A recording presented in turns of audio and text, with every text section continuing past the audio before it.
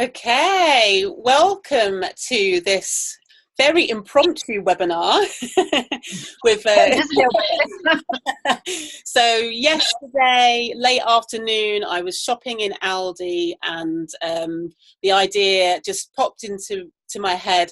Wouldn't it be cool to chat with Nicola about her, what's going on in her life right now and her upcoming event, because Nicola is basically deep in the midst of a lot of stuff going on, and yet fully functioning and just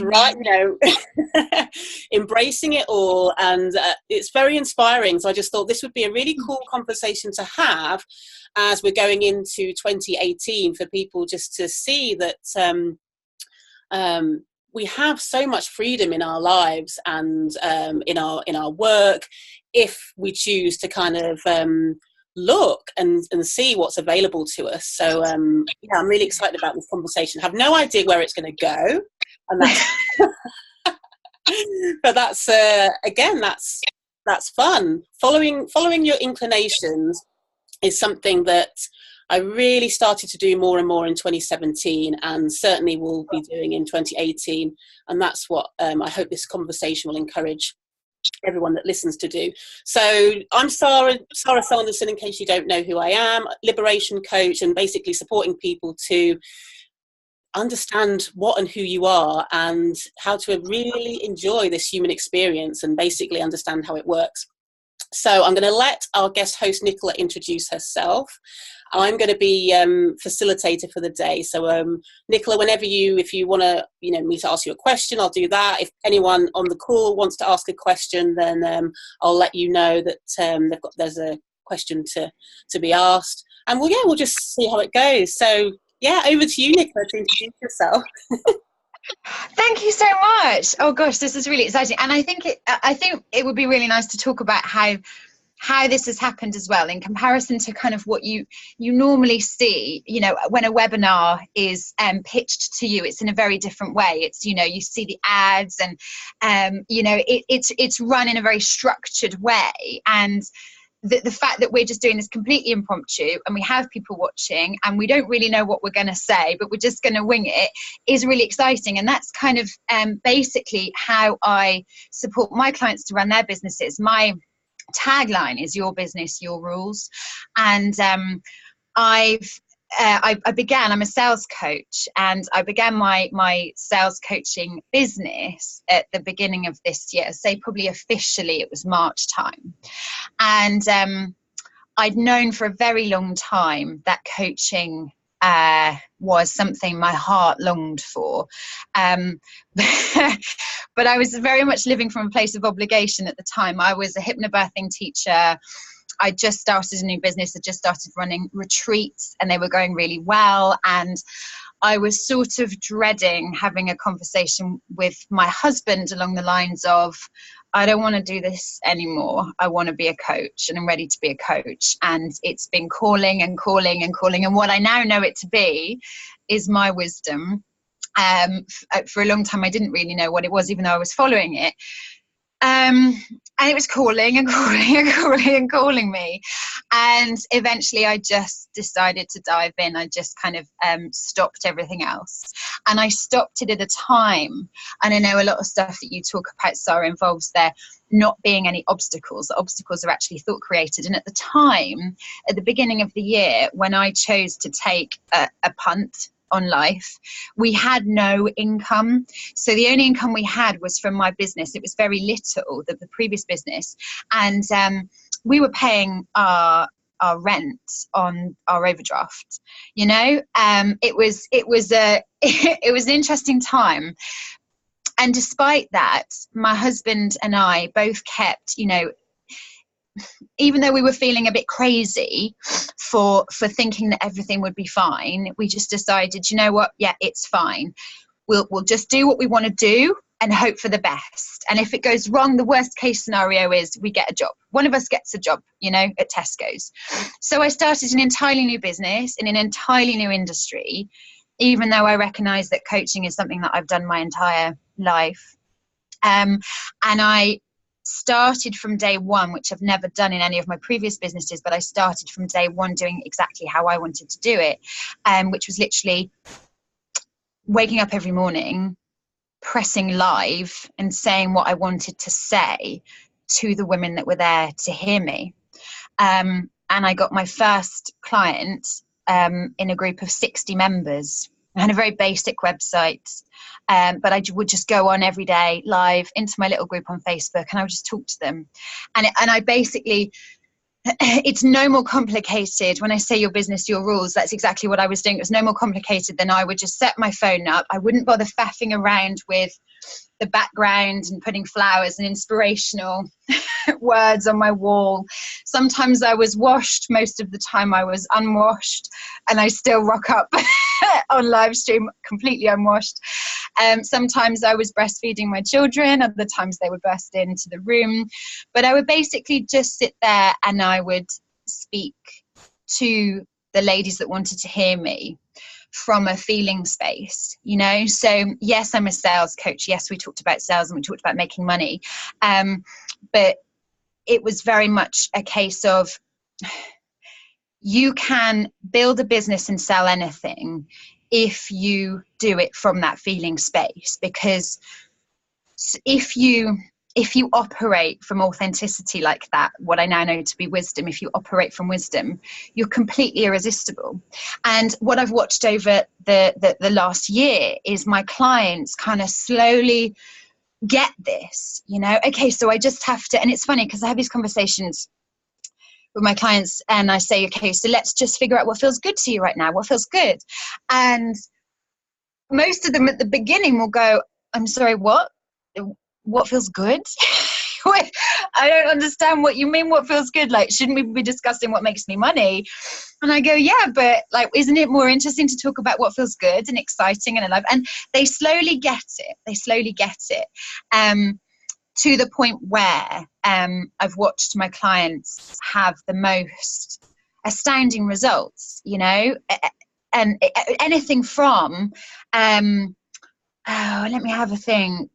So £60,000 in 12 weeks. That was, I mean, I know there's no big or no small, but normally that induces a sharp intake of breath. Starting entirely new businesses and getting their first client in 3 weeks. All from no methodologies or faffy, complicated techniques, but just kind of really thinking, okay, what feels good and exciting and expensive to me right now? And do I dare go there? And they go there, and it works.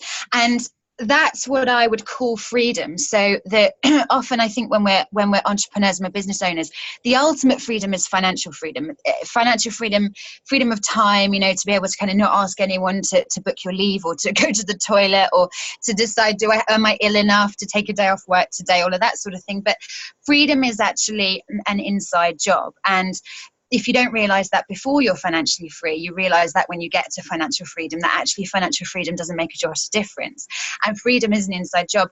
And to me, freedom is turning up to your day, whoever you are on that day, and not being afraid to say to the world, this is who I am today. And this is what I'm feeling, and this is what I'm thinking, and I'd like to share it with you. And the thing about that is that in my experience of working with people and helping them get to that point, that's one of the things that people find most scary, is turning up authentically, following their wisdom and being themselves. But that is where the freedom's at. That is where it's at. So I would say that 2017 for me has been a year of freedom for that reason, from day one, just turning up as who I wanted to be. I'd never done that before, and it worked an absolute treat. It really did. So that's what the Freedom Factor is all about. Brilliant. Nicola, would you mind sharing a little bit about, because I know that now when you look in the rearview mirror, there's a lot of the kind of puzzle pieces that you can see. I'd love you to speak a bit to when you realised that knowing that you had as a child and growing up, that life is simple, and when you went into business, that business can also be simple, and that actually because I know initially you were kind of like doing the things that people recommend to do, because if you're going to start a business, you start looking around, don't you? Like, well, what's the best way to run a business? So I'd love you just to speak a little bit more to how that knowing started to show up even more, and where you started to recognize that some of the things that you were doing, which I imagine a lot of people on this call, if they are in business or starting out in business, they'll be seeing various business gurus saying, follow this, do this, this is how you make a success. So if you could speak a little bit more to that would be great. Yeah. Okay, so my mind was kind of flicking back then. It was going back to a couple of examples.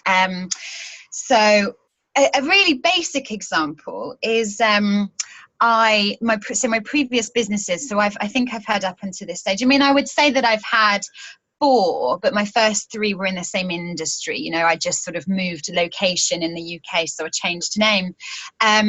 So one of the most basic ones was when I was naming my businesses.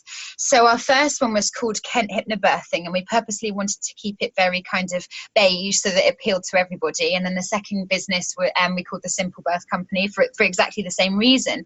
And I was sort of just trying to make it accessible. I was looking from the perspective of trying to, which now I know is pretty much an impossibility, but you're kind of told that you have to fill a gap, fill a need, So one of the gaps that we were trying to fill was mainstreaming what hypnobirthing was, so that it was more accessible.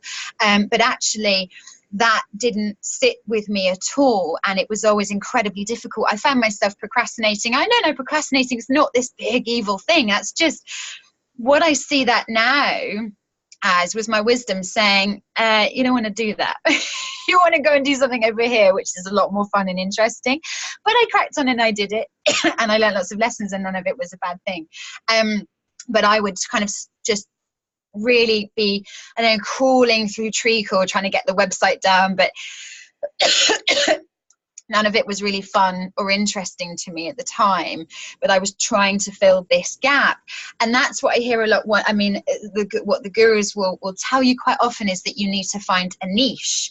And I think I even heard one guru say earlier on this year that I took for a second, I believed it for a second, and then I realized was you need to create a niche. So it's not good enough to have a niche, that you've got to create a niche. And I think the point, I realized that it just seemed far too complicated. It just seemed far too complicated. And when I looked at it, wasn't really business that gave me the proof that life actually could be very simple. It was how Adam and I have led our life since we've met one another. And we've done things that I think we've moved 10 times in our 9 years we've been together. We got engaged after 8 months. Everything's been very easy. We found a house, a dream house, and moved in. Everything just seemed so easy and simple when we just did what we wanted to do. And so there was a point where I just thought, I look back at my life and I thought, right now things feel tricky. What's the missing piece here? And the missing piece was that I wasn't doing what I wanted to do. I was doing what I felt obliged to do. I had a qualification that I wanted to keep using, because I thought, well, why waste it? I had a place in an industry that is thriving, so why would I not stay in it? I had a new business idea. I did create a niche. I created birth retreats. Why would I not carry on with that? Because they were beginning to be popular. And that's another thing, was that the idea was working. So when I left the business, when I decided I wasn't going to do it anymore at the beginning of the year, it was working and it was gaining traction. I had a celebrity that was interested in coming, but I just wasn't interested. And I had to give myself permission just to say, do you know what? That isn't really good enough for me anymore, because I'm just not enjoying myself. and enjoying myself was far too important. So it was the proof, to be honest, the proof of my whole life, you know. That's what I needed. And when I often ask my clients the same question. I ask them to look back at their lives and to look at something they've created that from the outside and from other people, they might have told you at the time, God, why are you doing that? That's crazy. That looks impossible. But you felt such ease doing it because it was completely your wisdom talking to you and guiding you the whole time. And you went, well, why wouldn't I do it? You know, why wouldn't I do it this way? Thinking that everyone else was crazy. And so everybody can relate to that. Everybody can relate to moments in your life, times in your life where you breezed through something that was actually quite substantial because you just went with ease. So everybody, there's so much proof. There's so much proof if you look within. And I think that's the problem, is that we look outside. So it obviously is the problem. So we look outside to gurus, and we look outside to society, and we look outside to the government who tell us, no, it has to be hard and you have to do it this way. No, only this way works, you know, when actually it's all inside, which of course is the inside out understanding. It is the three principles, which is what I've been living for the past year, but only just realized it when we started speaking a month or so ago. And since then, the way I coach my clients has transformed. The way I am going to run the Freedom Factor has transformed in the blink of an eye. And I've just gone with it. Again, I've just gone with it because life has a way of carrying you very gently through if you let it. And I had to get this bracelet. I don't know whether that's the right way around, but it says surrender. And at times I try to figure things out and I try to make them work, and then I look at this as a reminder that it really is all about just surrendering to life carrying you very gently along. Yeah. Fantastic, Nicola. That's really what I'm saying. Oh wow, thanks for sharing all of that. So what would you say to somebody who is feeling but that's, you know, that life is hard and I can't just follow what I want to do? Where, you know, what would you say is going on for somebody when that's the kind of the first thing they hear themselves saying is, but that's not true for me? Well, obviously it's thought. They're just caught up in thought. So looking back at my own experience of thought, it's very easy to get caught up in them, and I have got caught up in them. And there's particular scenarios. So at the beginning of the year for us, it was money. You know, oh my God, can I really do this? You know, my husband needs to get a job. We need to sort this out. What are we doing? We're crazy. But I would invite everybody who is believing that it's not true for them to just take a moment to listen to the underlying message that I think runs for all of us, that it will always be okay. You will always be okay.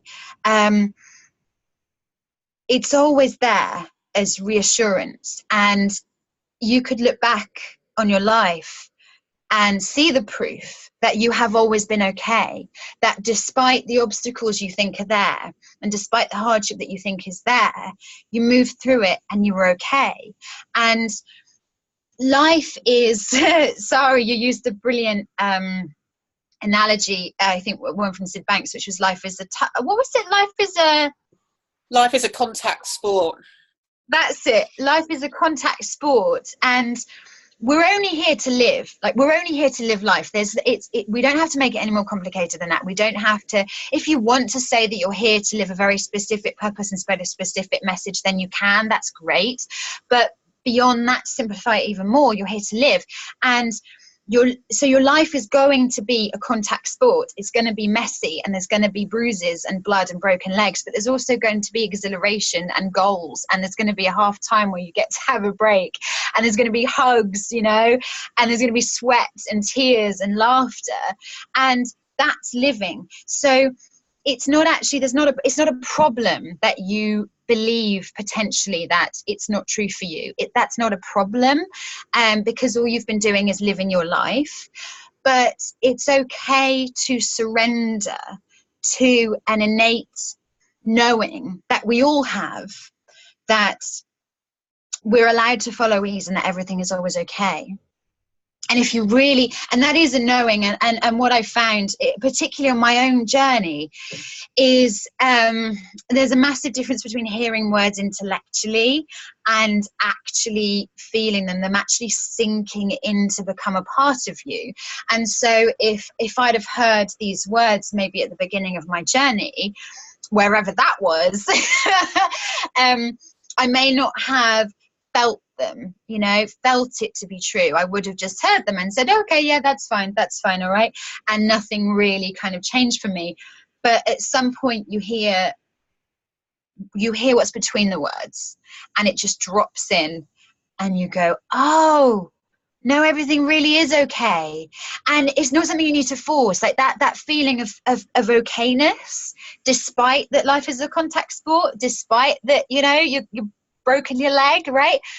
You don't have to force it. It will come to you. It will come to you if you just remain open and just listen. It will come.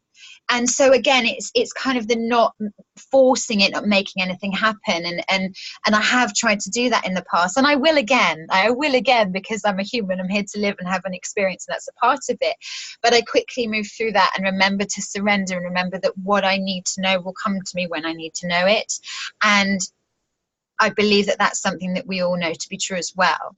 Things have a miraculous way of turning up, you know, the information you need, the person you need to speak to, the circumstance, an opportunity will be passed to you, you know, and it feels like a film. And that's just the way that it is. But you've just got to start noticing it, but you'll notice it when you're ready, you know. So you are where you need to be. You are where you need to be. Everybody is where they need to be right now.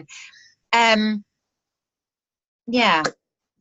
I find that annoying. Let's be honest. Let's be really honest and not evangelical about this, because at first, and Sarah knows this, I found that incredibly irritating, that I couldn't just read a book and find the answer.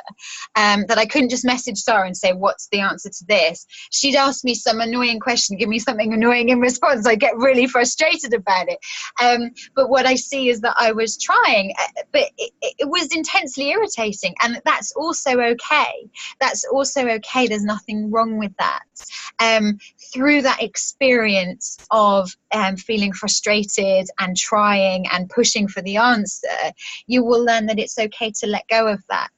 It's okay to let go when you're ready to let go. So yeah, parts of this journey have been frustrating and not perfect at all, but that is the nature of life, and it's wonderful. It's all wonderful.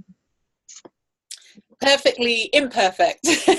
Yeah, exactly. Or imperfect, perfect. Yeah.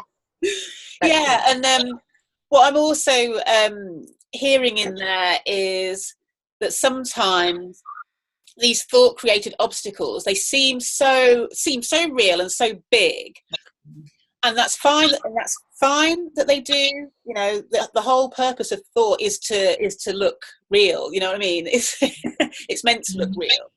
Mm-hmm. But there's always a next step, isn't there? And that next step could be as small as listening, you know, being live on this webinar or watching the replay. That could be a step for somebody. You know, just hearing this conversation today could be a step.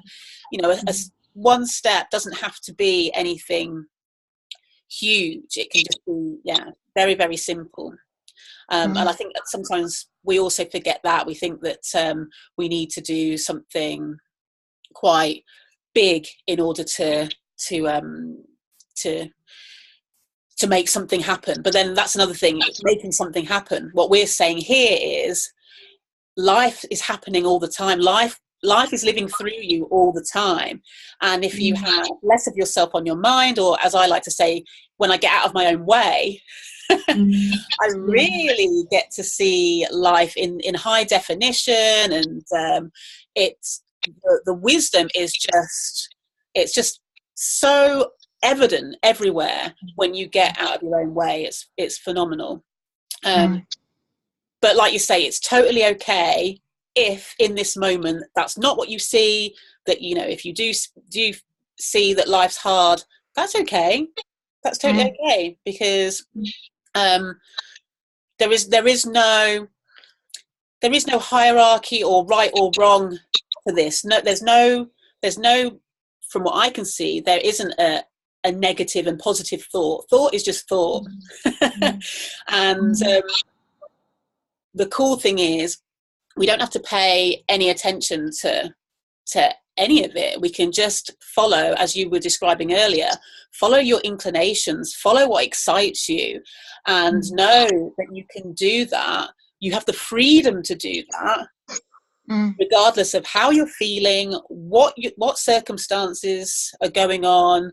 You know, you can still follow your inclinations and live. I'm just wondering at this point, there's no one's put a question in the chat box, but does anyone have a question for Nicola at this point? If you do, then just unmute yourself, which is the bottom left. I love a question. I do love questions, so please give me your questions. I was is anyone unmuted? I can't see anyone. Kevin has a question. Go ahead, Kevin. Hello, Nicola. Hi, Kevin. Hello. There's a point of interest, really, because I don't know much about hypnobirthing, okay? But my impression of what it is likely to be is effectively relaxing the mother to be able to give as painless and natural a birth as possible. Yeah. And my thought is that, in fact, what you moved into in a certain way isn't really so different, because the way you approach your clients, your coaching, ultimately you're getting them to relax and get shot of all the barriers that they could bring in to their progress, and to make their own transition in terms of their business easy, natural. I love the word flow, okay, for example. You know, a process of flow. So I'm just interested to ask how you would compare what you did in your hypnobirthing work, assuming I have identified what kind of thing it was you're doing, with what you moved on to. You've identified it spot on. Absolutely. It's the hypno stands for hypnotherapy, and so it was what we would use is a combination of kind of intellectual, you know, information about the way that the body works, the biology of birth, and how it's pretty much a perfect system, coupled with hypnotherapy to help the mother's mind relax. So it is, because the process of it was basically encouraging mum to get out of her head and into her body and allow her body to do the work, and just listening to her wisdom. And most phenomenal stories would come out of this, you know. I remember hearing one story where a mum was birthing at home, and the midwives noticed that her baby was the position he was in. What they were familiar with was that he was about to get stuck and get something called shoulder dystocia. But this mother, one midwife, went to go and intervene, which is what happens kind of far too much. And I think it was her birth companion, her doula, was there and sort of touched the midwife and said, no, it's fine. She just give her a minute. And she just lifted up her leg completely instinctively. She was completely within her body. She was breathing deeply. She wasn't really in the room, but she just lifted her leg and the baby wiggled out. And, you know, that's how perfect it is. And so it's very similar in that respect. And I guess the biggest difference. If I were to go back, I mean, this could completely revolutionize the birth industry, and I think that there's some women that are planning on doing that, taking the 3 principles to the birth industry, because what I see is that the way we taught it was, if there's intervention or if there's a traumatic experience, that trauma will then stay with the baby and stay with the mother. What I know to be true now is that doesn't need to be the case, that is still thought created. So yeah, does that answer your question? I mean, I see exactly what you mean. And what I do with my clients is all of the time asking them to get out of their head and into their body and just feel their way through their business. Yeah.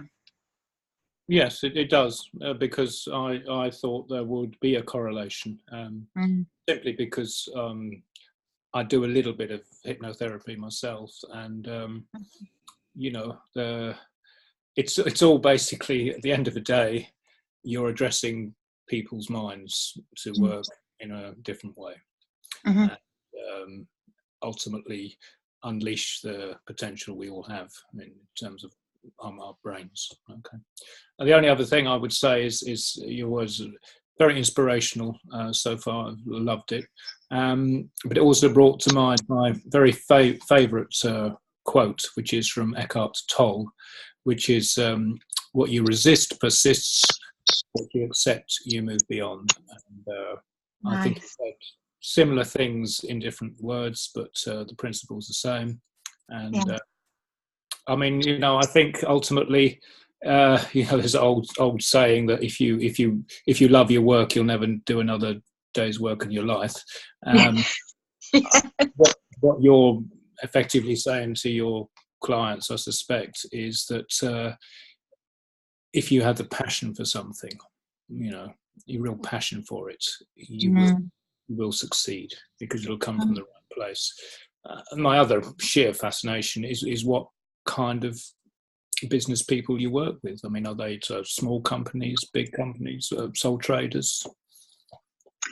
Well, it's been various, actually. So I've worked in the corporate world. So I've worked with SMEs, and at the moment largely with female entrepreneurs in all sorts of industries, so birth workers, coaches, and I foresee that I'm going to be working with even more variation next year. And you just said something that made me think. Yes, when you were talking about if you have if you love what you do, you'll never do another day's work in your life. That was what you said. And when this business took off, which was literally I think a month after I began, and I felt like I was living in some Disney film. You know, I thought, this is just utterly ridiculous. I don't know what I've done here. It's the thing, I didn't know what I was doing, because I hadn't felt like I'd done anything. And I said that to my coach at the time. I said, I don't think I've done anything. I don't understand what's happened. And she said, you've done lots. You've been working so hard. And at the time I thought, okay, fair enough, I'll take that. But to this day, that doesn't ring true to me. And to this day, I couldn't say that I've worked hard in this business at all.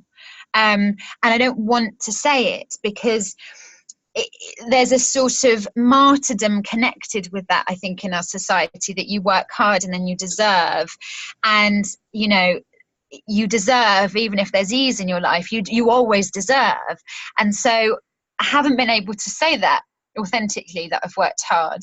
I don't feel like I go to work. So that rings perfectly true for me, what you said then.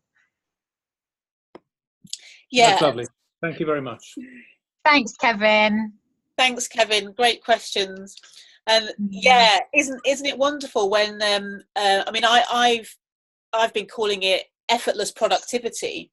That's what I've been experiencing since I realized that I was making up stories about what I could and couldn't do. When I realized that you know, I can just follow my inclinations and just engage in stuff and just have fun with life.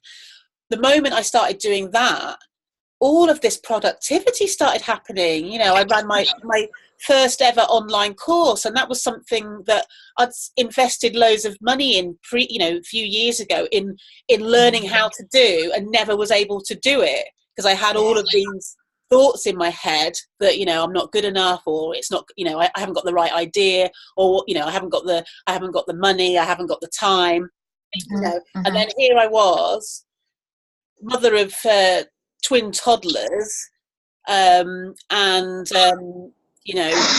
starting a new business and able to run an online course for the first time ever with no website, nothing, just from I want to do it, it's going to be fun. And that's what I'm hearing you're able to share with your clients and people that are in your Facebook group where you go live, is that you've been able to give them seeing you just going for it, enjoying yourself, is like giving them permission to say to themselves, well, hang on a minute, Nicola's a person, I'm a person, I can do it as well. And I bet you have a great time in your group. Is your Facebook group is it women only, that one? That one is, yeah. And I do foresee something bigger and more inclusive. I don't know what that is yet. But something will be coming, yeah, fairly soon, I believe. Cool. Well, what I'll do, I mean, when this webinar gets put up, I'll put it onto YouTube. I'll make sure that all of the links are there for the different things that you host.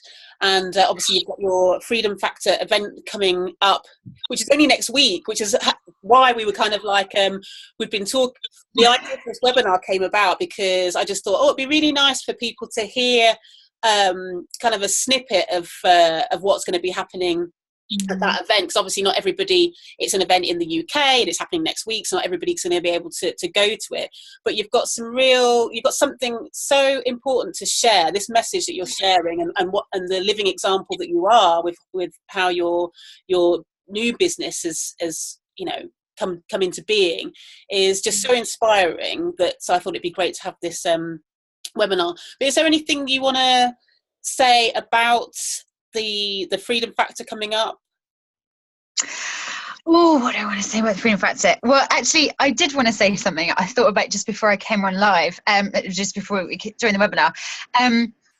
It was suggested to me, and here's another thing that we're kind of told by the gurus, that when I came up with this event idea, so I went on a coaching retreat to Gozo, and had a wonderful experience there, really expansive experience, and that was in September. And I came back and decided I was going to host my first event, and it was going to be 2 days, and I was going to call it the Freedom Factor.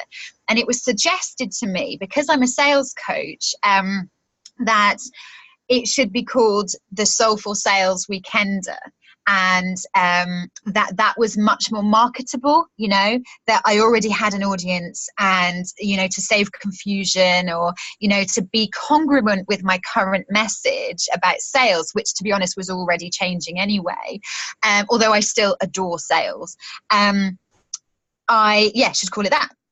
And it threw me off, and I spent a couple of miserable days thinking, fuck, do I need to do this? Do I need to change the name to the Soulful Sales Weekender?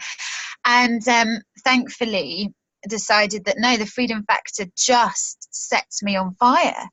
And I didn't know why, although my business kind of is built upon the freedom to turn up as who you are every day in your business, and not anything else. I didn't quite know why I wasn't basing it on a very specific kind of, salesy approach.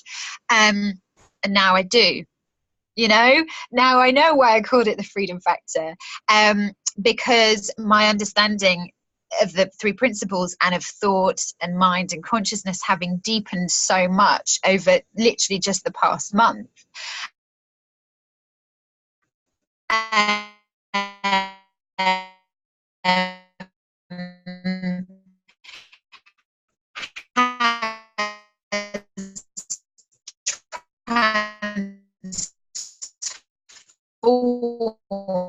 Going going to be very much a conversation. You know, it's going to be led by the people in the room. So I'm going to be sharing my own insights and sharing my own journey. And speaking from a feeling place, you know, it's what we talked about on our call yesterday, Sarah. That's all I ever do is speak from that place, because I know that there's something in that when you're listening to someone, and I know when I'm listening to someone else speak from a feeling place, there's a real connection there to that, and you can't describe it, you can't put words to it. It's the thing that gives you goosebumps when you hear them, and it's the thing that draws you to them and makes them magnetic and makes you follow them above anyone else kind of in the industry. That's speaking from a feeling place and being absolutely congruent with what they are feeling from their wisdom in that moment. So even though there's a structure to the weekend, it's going to be very much kind of fluid, depending on what comes up in the moment and what my wisdom tells me and what the collective wisdom of the room says as well. So that's really exciting. I am scared. Like we said on the call yesterday, I'm nervous because it's 2 days and I've done events before, but I've never done them quite as kind of loosely structured as I have with this one. But I really trust that that is what is going to make it so magnificent. I'm so excited about it. I'm so excited. And anybody that's watching that's interested in coming, I would invite you to bring slippers and cushions and blankets or a yoga mat or whatever you want to kind of really get comfortable in that room and soak it up and be present. Yeah, it's going to be extraordinary. I'm excited. I am partway through what you were sharing. On my end, the internet froze, so I don't know if it froze for everybody. It might have done, but so you were one of the things that you were talking about was, which I really like, was that you had the idea for the name, the Freedom Factor, yeah, but then it didn't make logical sense. Yeah. And really, you know, and talking to somebody external to you, they sort of confirmed that doesn't make sense, Nicola. You know, this is what you need to do. And I see that so often. I can see it in my own life and I see it in other people's lives, where we have an idea but it doesn't make logical sense. Yeah. Intellectually, it doesn't make sense. So we dismiss it out of hand. Rather than trusting ourselves, trusting that wisdom, we dismiss it. And I mean, one cool thing is, you know, that let's not get disheartened, because you know, our creative potential is infinite. You know what I mean? Yeah. We're always going to have ideas. You know, possibilities are absolutely endless. They're never going to end. So it's not a case of, oh, I've missed out. You know, I should have done this. I should have done that. We don't have to worry. We don't have to worry in that respect. Yeah. But what we can do going into 2018 is be more open to hearing wisdom. And when we then start to have the thoughts about, well, that doesn't make logical sense, you know, perhaps I need to change it to this, that we can just recognize that thought isn't telling us anything about ourselves or the idea, and we don't have to think that. We can just carry on going with that feeling, going with what we know we want to do and what excites us, even if right in that moment it doesn't make logical sense, because as you clearly described, now you can see why you've called it the Freedom Factor. It makes perfect sense, because as you've over the past month been deepening your understanding into the inside out nature of how life works, you can see that that's the perfect name for it. If it had the sales name, well, then what would you I would have been well annoyed. Yeah. It's extraordinary. And that's the thing. I think a phrase you used yesterday was living an ordinary life. And this understanding, this way of being, does make the smallest of detail, or you know, the smallest, the biggest, whatever it is in your moment by moment, absolutely extraordinary, you know. I wouldn't have thought that that interaction was particularly extraordinary. But looking back, you know, now I see. And yeah, this understanding, just, we're told, aren't we? It's another guru thing, to be grateful and live in the moment. Which I always found really difficult, actually, and then chastise myself for not being grateful and living in the moment. You know, I should be nicer to my kids, be grateful for my kids, and then get in an argument in my head and then just be Karen being horrid to my kids. But what this does is, because when you understand the nature of thought and that it isn't real, you move through those moments so quickly, and it's so easy to be grateful and live in the moment. I've never found it easier, actually. I'm grateful for most of my day, you know, down to every detail. Even, you know, times when I don't appreciate, you know, like conversations like that really upset me when it happened, you know, for someone to question the name of that I was so excited about. But now I find it very easy to be incredibly grateful for those sorts of things. I went on a bit of a tangent there. But that was, it's something that I needed to say, because the thing about gratitude, and us all sort of trying to be more grateful, it comes again, it's another thing that comes really easily when you're just ready for it. It's not something that you have to try to be. That's my tangent ended.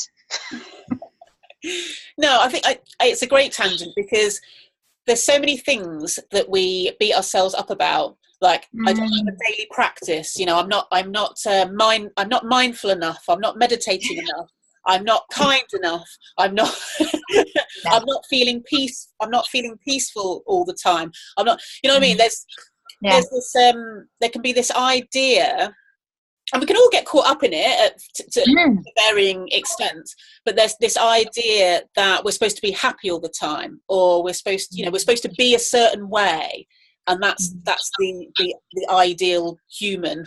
And it's like, no, what I see now, with this inside out understanding, is I've fallen more and more in love with all of my humanness, with every single bit of it. I don't need to change anything. If I I'm very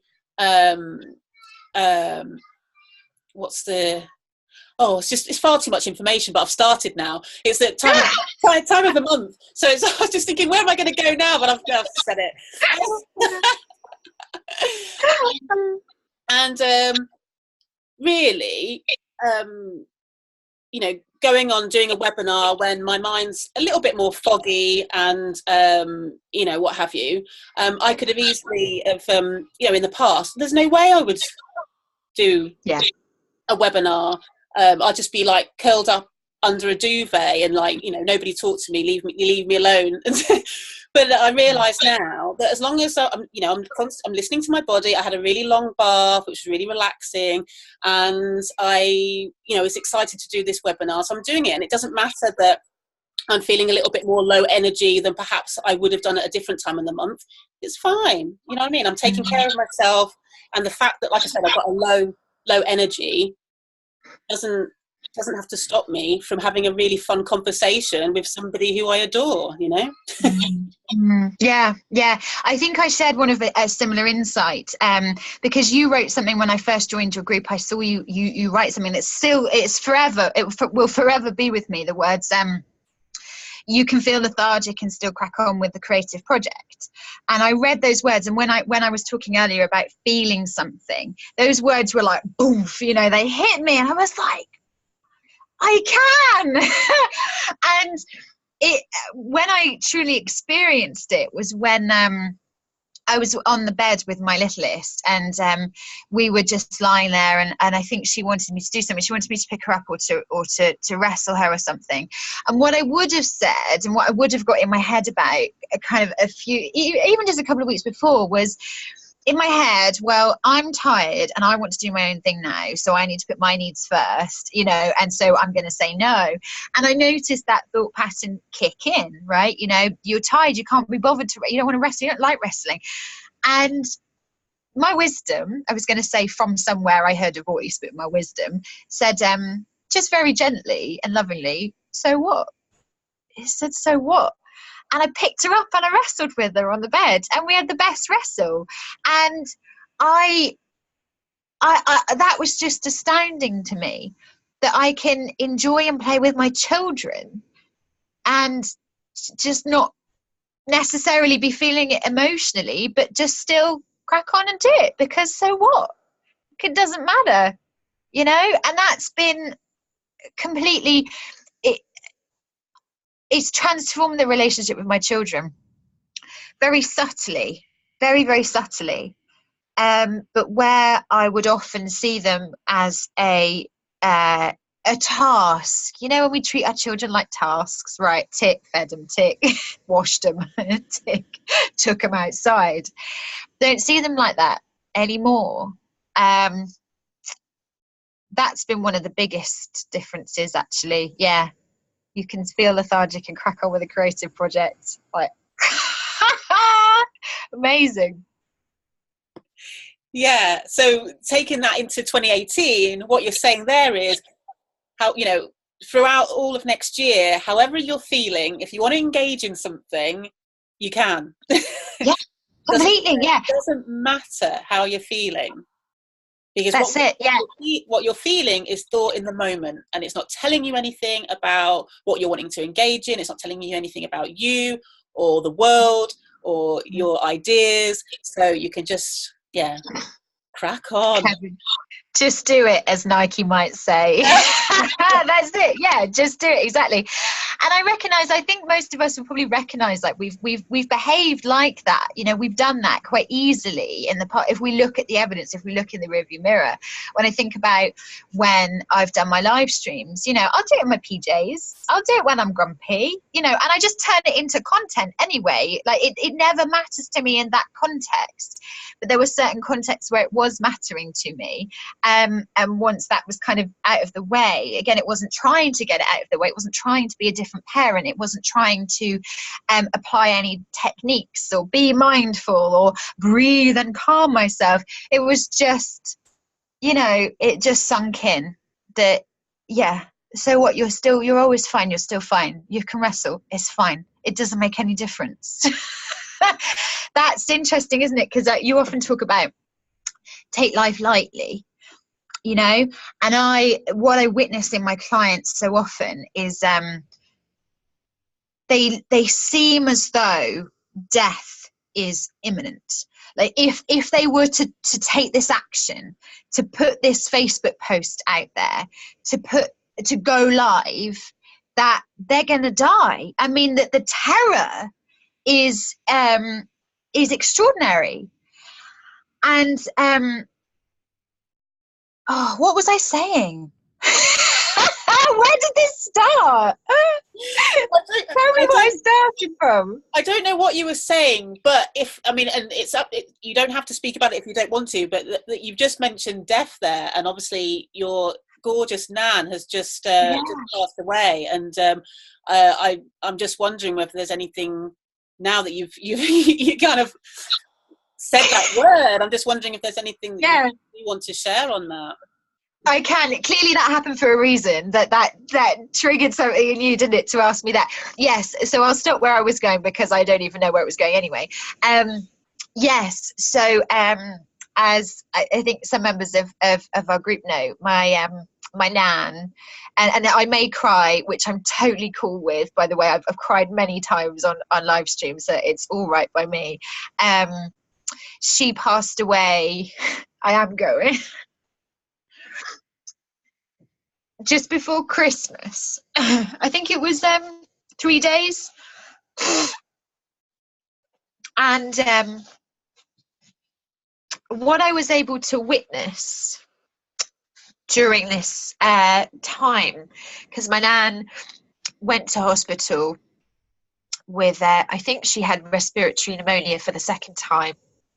And I knew within me, I sent a message to my husband while my family were trying to decide whether she should stay at home or whether she should go to hospital. I sent a message to my husband saying, I feel like we're choosing when my Nan is going to die. So I knew what was taking place. I just knew innately.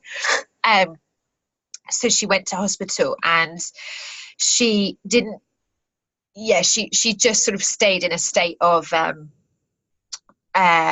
I suppose sleep. She was responding sometimes, but they gave her some fluids and they gave her some antibiotics, and then they said, you know, her body's really not going to take any more. We think that let's get her comfortable and give her some morphine, and you guys just do what you need to do.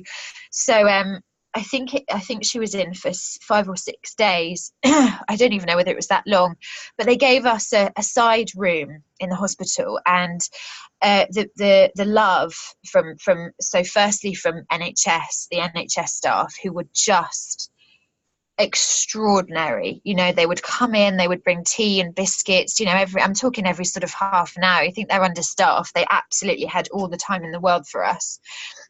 We had a little soft lighting brought in, and a CD player, and a cushion for my granddad because he didn't like the hard seats, so they found a cushion for him, and extra seating. And my whole family held a vigil at her bedside, and the entire time.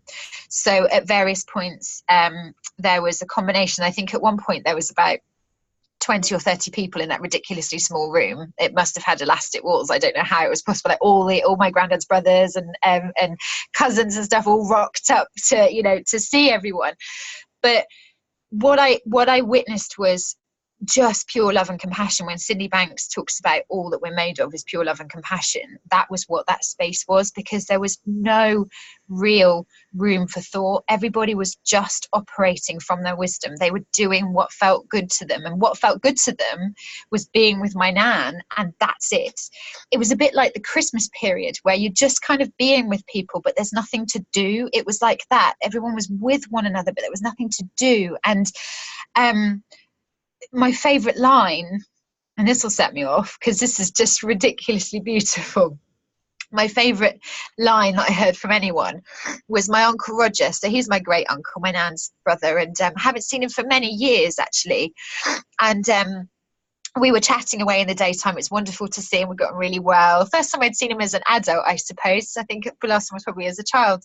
But as you do, you're kind of just right back there, with one another in the moment. And he headed off. So he said, I'm going to go home, I'm going to get some sleep, and I'll come back tomorrow.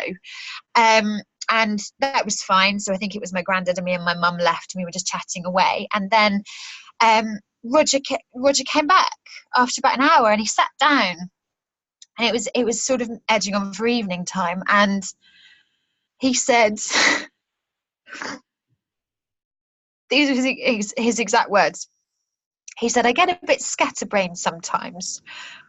I sat down, I had some food, and I thought, what am I doing? I need to be with my sister. And he just came back, and he brought his book, and he tapped his belly. He goes, I've got 2 tea cakes in here, and I'm here for the night. And he took the graveyard shift, if you want to call it that. So my granddad could get a couple of hours sleep, my mum could get a few hours sleep, and then they were back about 4 a.m.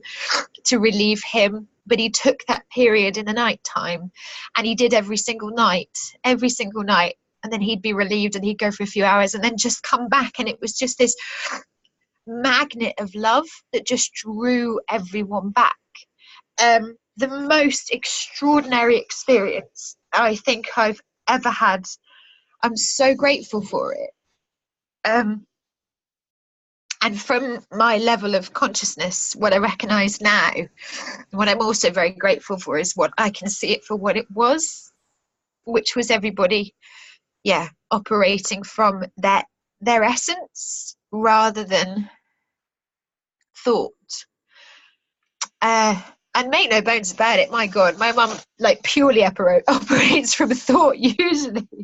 She'll arrive and then she goes, right, can't stay long, we've got stuff to do. She's always got stuff to do. I'm a task. Even as an adult, I'm still a task. But there was none of that. No one said, right, I've got to go, I've got things to do. No one had anything to do. There was nothing else they could imagine doing except being there. It was extraordinary. And I wrote a poem. I've never written poetry in my life. It didn't rhyme. But I wrote a poem about the experience, and it was called Only Love. And the line I used in it was, all I see is love, or I see only love. I can't remember now. And I've never written poetry before, but it came out of me so easily, and touched all of the people that shared that experience, and has touched people beyond the experience as well, because I think they felt it for what it was in their own experiences. So yeah, that's been my last couple of weeks, and despite it being very beautiful, you know, I've been tired, I've been grieving, as we do as humans, and I just randomly burst into tears, you know, and you feel that hole that's grief. It's very, very hollow here, and then it goes, and I know it's all okay, but it's been a much lighter experience of grief than what I've had in the past, you know, rather than a sort of heavy pain. It's been quite a gentle experience, which I'll be forever grateful for. Thank you for asking me to share, because I do feel that there is something in the experience for me, and I don't know what it is. We talked a bit about it yesterday. Not quite sure what it is yet, but I know it's something that I will explore. It's something to do with death and everything that surrounds it. Oh, thank you, Nicola. That was so generous of you to share, because like you say, this is all very new. It's all very raw, and this is being human. This is the human experience, isn't it? We have all of these many experiences, but none of them have to be wrong or bad, or, you know what I mean. It's all experience. And what I hear in your sharing, though, is that your nan has passed on, but there was so much aliveness in it all, you know. In death there was so much life, and like you say, and love, and there was such a beautiful way of putting it. There was, and the other thing I think is that, and what she's illustrated for us all, is that you can just turn up and be yourself and make the most profound impact on people. And that's what she did, you know. That was Nan being Nan. She was just there, and it's absolutely changed my life. And I imagine everybody else that was there to share it in some way. And it, you know, it doesn't have to be that experience that changes people, but I think it's a lesson for us all that you can just turn up as you and have the most profound impact on people's lives, you know.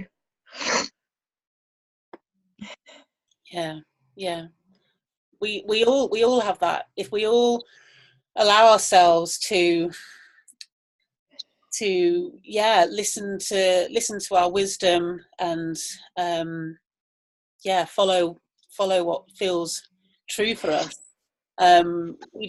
We can have the most amazing experience for ourselves, and also those around us as well. It really is that simple, of just showing up, being there. That's it. There's nothing Being there. We so overcomplicate life. And then you get these moments where you see the pure beauty and simplicity of it, where there's nothing to do.